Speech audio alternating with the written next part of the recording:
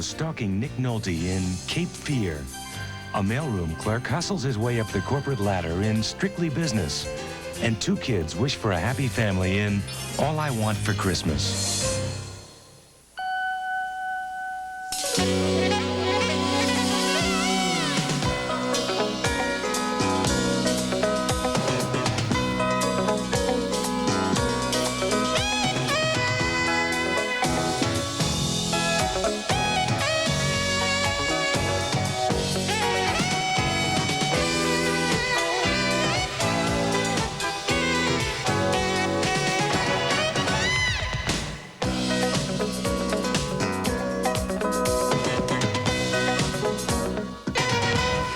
Leave my family alone, and if you don't get out of here, you're gonna be hurting like you never dreamed.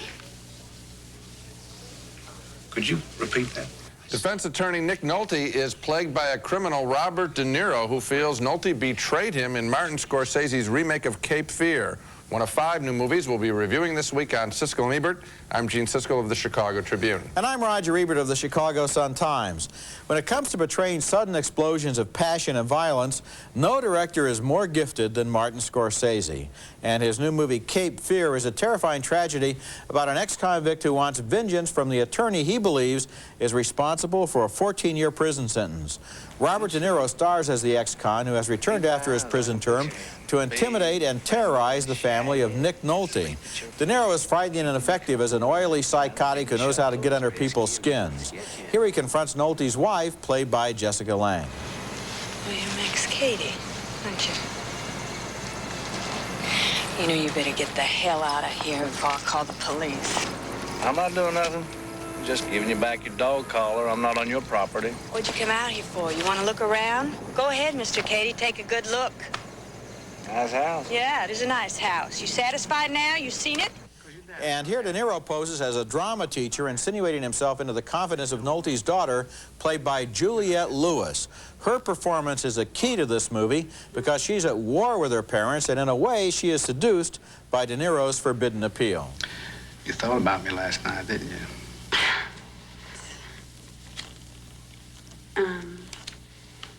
Yes, I did. Do you mind if I put my arm around you? No one is at peace in this family where mother, father, and daughter are all alienated from one another.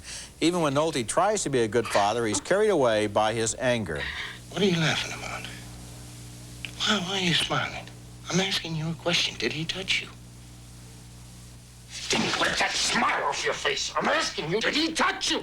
Cape Fear is based on a 1962 thriller starring Robert Mitchum as the ex-con, and he appears in this one as a cop who advises Nolte to take the law into his own hands. But Scorsese has turned up the heat under that original story. He's also made it very difficult for us to identify with any of the characters.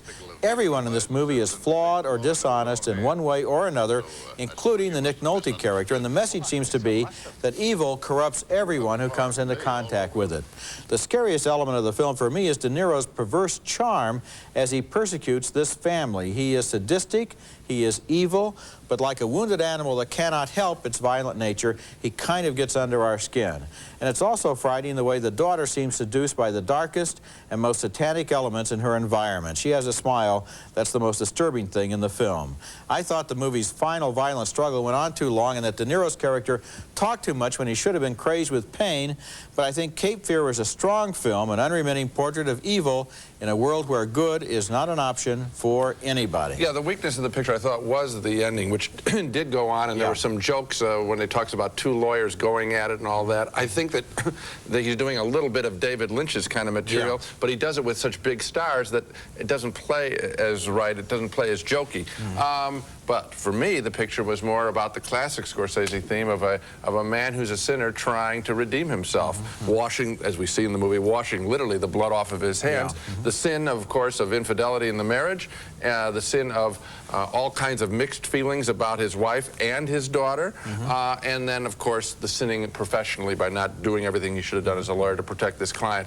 And for me, that was the most frightening character. Nick Nolte, a very restrained, average man kind of performance, average man kind of guy. And and can he get out of this mess? And Nolte is very good in this Yes, film. he In is. fact, the acting throughout the film He doesn't go over the top. No, he Nolte, doesn't, he no. stays tight. But you're quite right that this is a Scorsese film because, of course, the traditional treatment of this story would have been Nolte as the good guy Yes. trying to protect his family, and the family bands together behind him, and here's this crackpot outside. But in this film, the evil is inside everyone, and they're all trapped in the same kind of hell. Okay, our next film is a modest but entertaining comedy called Strictly Business about a young, street-smart black man who wants to make it from the mailroom to the boardroom of a big New York real estate company, but he dresses sloppily and is generally an embarrassment to the leading black executive in the company. I work in the mailroom, man. What am I supposed to wear, Armani suit?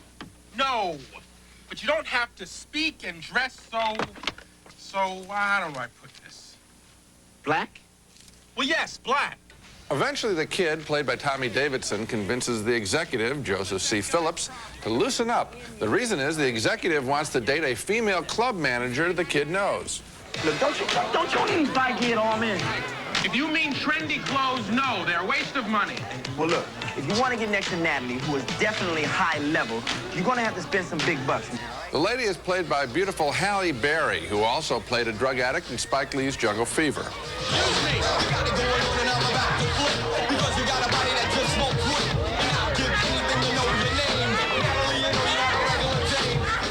So we got a number of stories going on here. The kid trying to make it, the executive trying to make it, and the business world swirling around both of them. Strictly Business is just a cut above TV in its aspirations, but I enjoyed the way these newcomers to the movies, these actors, played out their stories. Thumbs up for me.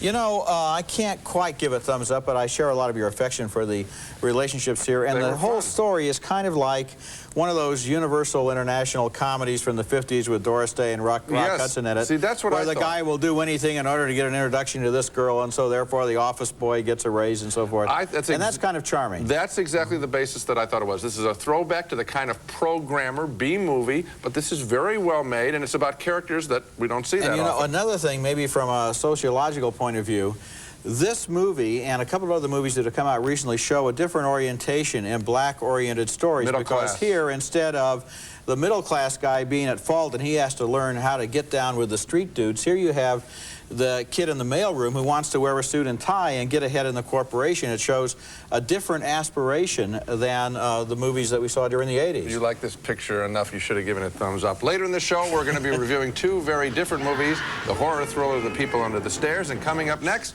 All I Want for Christmas. Now, of course you realize it's awfully late in the season for such a big order.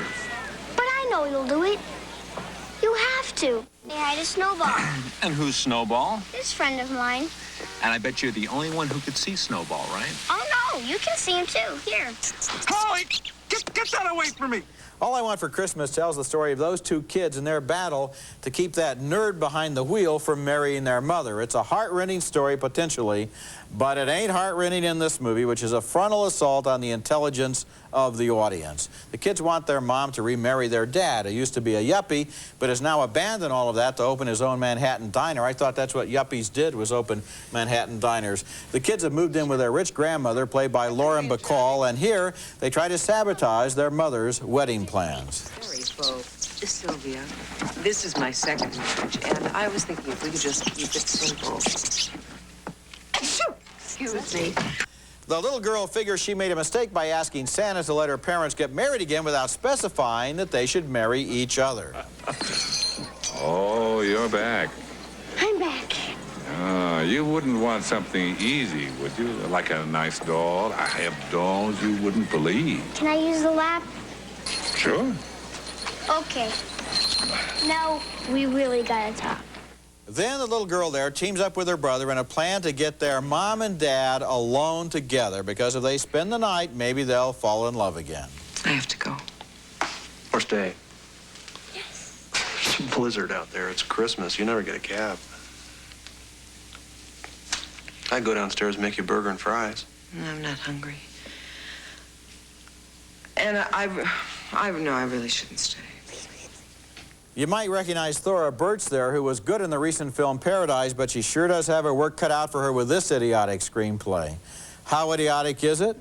At the end of All I Want for Christmas, when everyone gathers at Grandma's house, there's an ambulance parked out in front with its lights flashing because a house guest is having a baby on the kitchen floor, but nobody ever asks what the ambulance is doing there, and everybody is so distracted by the happy ending they forgot to even ask if the woman ever had her baby.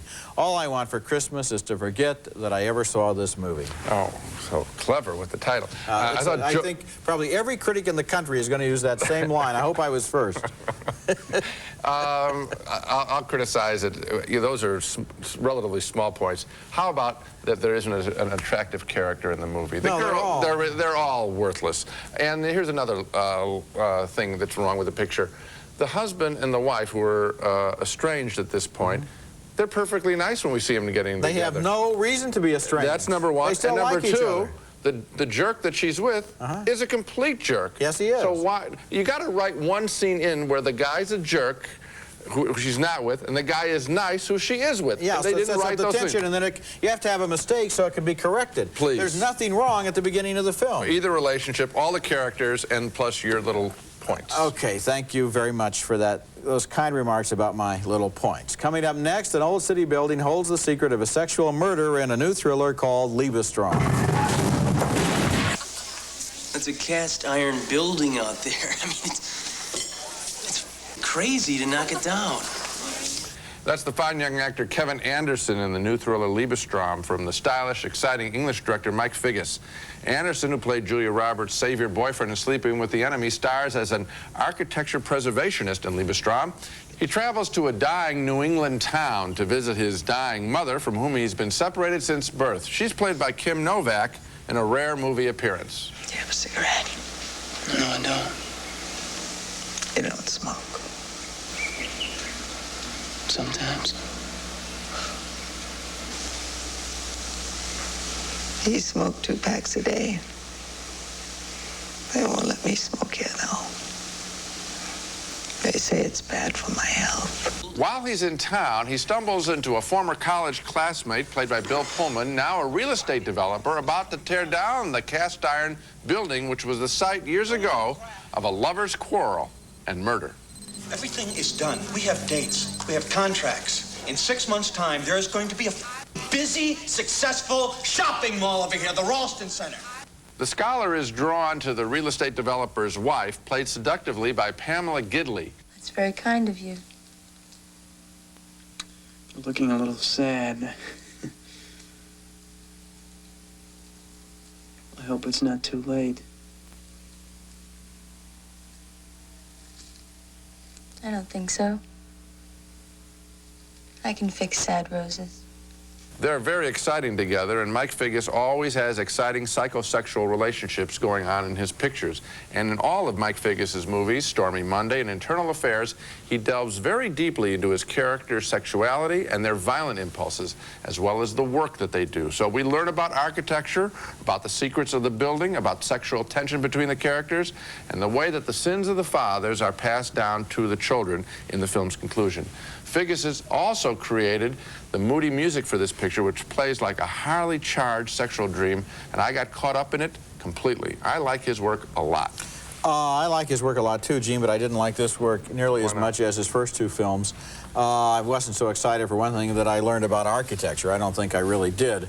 You know what I like about that, Roger, is that at least he makes the effort in terms of the police work and internal affairs, and here and the club ownership. At least he writes sequences and scenes that deal with the kinds of things that people talk about. So we do learn a little bit about cast iron buildings. You didn't know all that stuff. I did know a lot more about cast iron buildings than I learned in this movie. But apart from that, the movie is all atmosphere, Gene. The plot is absolutely predictable from the beginning. Whenever you have a situation like this, you almost can guess the secret of the film, which I guessed, as I almost always do, long before anybody in the movie figured it out. All those flashbacks got to be a little bit annoying because they show you and they don't show you.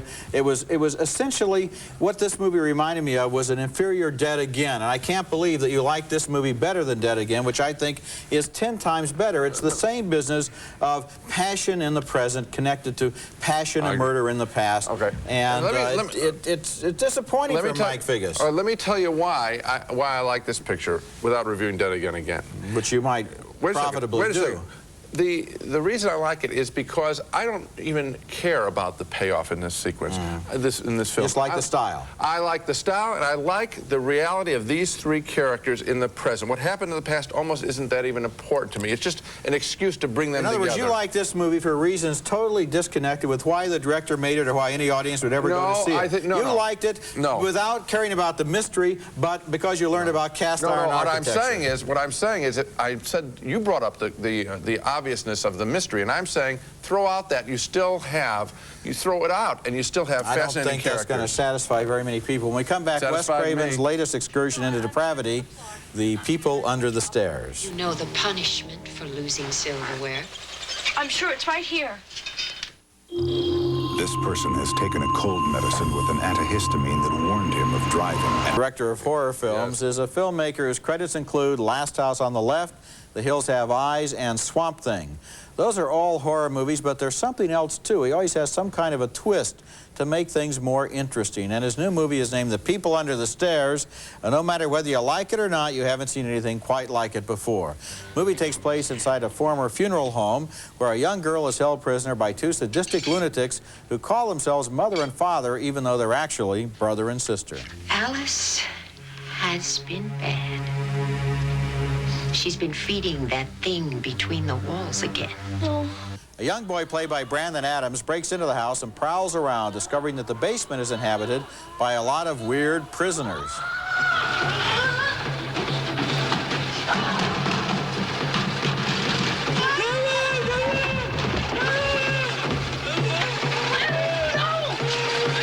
The kid tries to help rescue the imprisoned young girl in a house where all the walls are honeycombed with secret passages and ventilation ducts.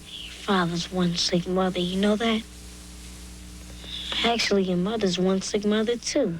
I'm tempted to say I like this movie because we learned so much about drywall construction in it, but never mind. That kid has so many tricks up his sleeve as he outsmarts those adults that they ought to call this movie Funeral Home Alone.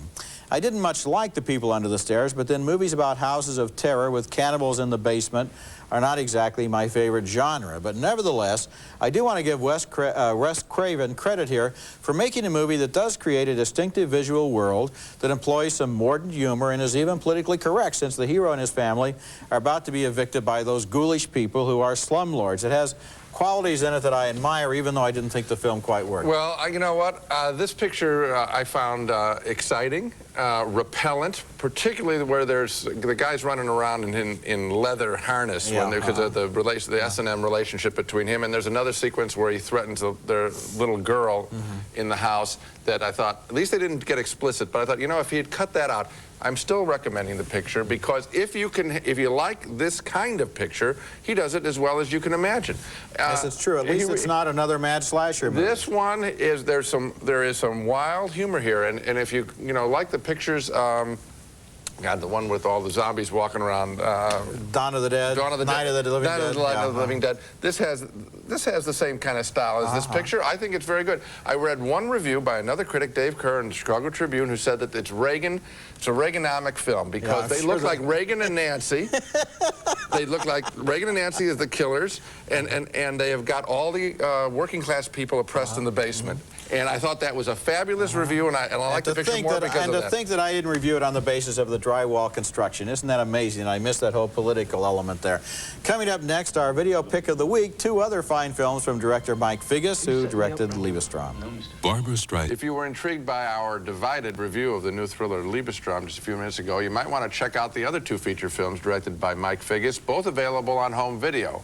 In The Smart and Tricky Stormy Monday from 1988, Tommy Lee Jones plays a ruthless American businessman trying to take over a jazz club in England with the help of the reluctant Melanie Griffith. Can I talk to you? Sure. Hello. Bob, what time are we supposed to meet, what's his name? Counsel Perry's waiting for us in the office now. And in Internal Affairs from last year, Richard Gere dared to play a despicable detective who took out his hostility on his fellow cops by sleeping with their wives. She's very pretty, too. No, she's very, very pretty. She's a little skinny for my taste, but these days skinny ones give good so. What I like about both of those pictures and Mike Figgis' work is that he's willing to put the dark side of characters on screen. So many movies today are homogenized and sanitized. These aren't TV shows. These are adult movies that he makes, and I recommend them on home video. Both of them. Now let's recap the movies we reviewed on this show. 2 thumbs up for Martin Scorsese's Cape Fear. The hyper-violence goes on a little too long, but otherwise, this is a compelling exercise in sin, guilt, and redemption. A split vote on Strictly Business, the romantic comedy about blacks in the business world. I thought it was slight, but good fun. Roger thought it just missed. 2 thumbs down, way down, for All I Want for Christmas, the terribly written and cast holiday picture. A split vote on Mike Figgis' Liebestrom. I enjoyed its charged sexuality. Roger thought it was all style, no substance. And another split vote on Wes Craven's The People Under the Stairs, which we both found original, but Roger can't recommend, and I'm not exactly sure why. Well, I tried to make it as clear to you as I could, Gene, and I can continue after the show. But in the meantime, we both like the Scorsese film very much. Okay. And that's it for this week. Next week, we'll be back with Beauty and the Beast, the latest Walt Disney animated feature, with songs by the same people who wrote the songs in The Little Mermaid. There's something sweet. Straighten up. And almost kind. Show me the smile. But he was mean, and he was coarse and unrefined. And also Meeting Venus, starring Glenn Close as a temperamental opera star in a troubled production. That's next week. And until then, the balcony is closed. Lady Stetson, the all-American fragrance for today's spirited woman. Lady Stetson, a declaration of independence. It's America's favorite jelly bean, Jelly Belly, now appearing at theaters and video stores with good taste. Jelly Belly beans, try them, you'll love them. Purina Puppy Chow brand puppy food, with more nutrition than most adult dog foods for a healthy start. Pet-tested, veterinarian recommended. For the man who's good at making a woman feel great, Pierre Cardin Man's Cologne.